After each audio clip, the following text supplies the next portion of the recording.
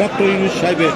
কোনো ধরনের গড়িমসির কারণে আমাদের সেই যাত্রাপথ যাতে বিঘ্নিত না হয়, সেই যাত্রাপথ যাতে কোনোভাবে তার অন্তরায় তৈরি না হয়, সেইটা করতে হবে।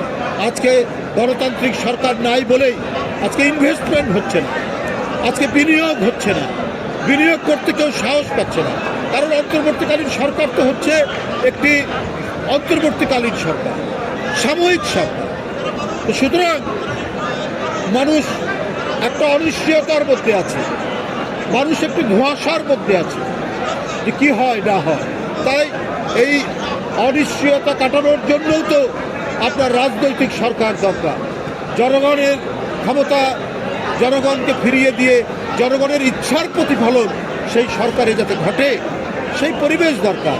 এবং জনগণের কাছে জবাবদিহিমূলক সরকার ঘটে, সেটা একটি নির্বাচিত সরকারের মধ্যে দিয়ে।